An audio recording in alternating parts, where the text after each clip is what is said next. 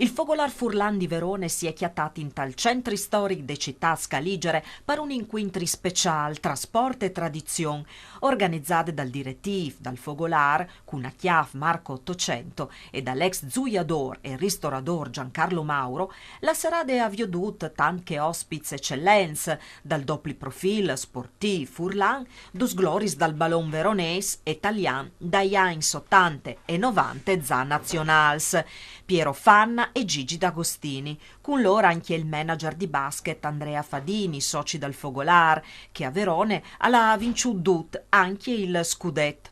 Dut compagnato dal concerto dal cantautor Furlan Dario Zampa, che si è esibito in tal suo repertoria e chitarre, alternantox in lenghe furlane e che i popolars palplui dagli anni 60, tra riquarz di un passato resin, descritto con nostalgie, ma con rimans costanza e attualità, e episodis che han trattato il rapport tra il Friul natif e le attività sportive dagli ospiti protagonisti di prim riliev, si è da volte la cene incentrate su un menù tipic furlan a base di polente, frico, musette e broadis, con la gubane tanche dolce conclusiv.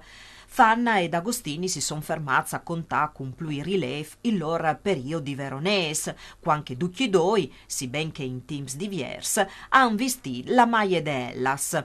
Andrea Fadini alla contace mut che la sua incarghe direttive in tal basket veronese e vares di essi tan curte e dopo in tai faz si sedi tramutate in un rapporto un'evore di lunghe significativo con la città scaligere.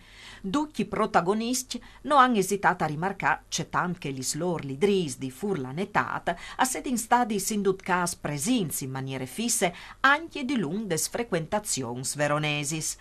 Chef, protagonista e coorganizzatore de serade è stade Gianna Apani, coadiuvati in cucine dal suo gruppo efficient che in costum tradizional furlan alla colorat la serade.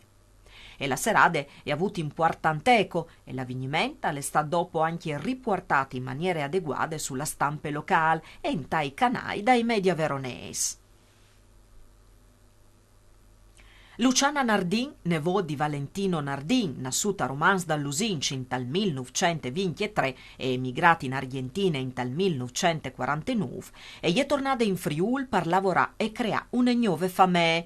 Valentino, meccanico modellista de scuole tecniche di Monfalcone, avvenne ingaggiato in tall'esercito italiano di l'un de seconde guerre mondiali, chiappata ai tedeschi, al restare internati in chiams di lavoro sfuarciat, a esso tornate e decide di emigrare.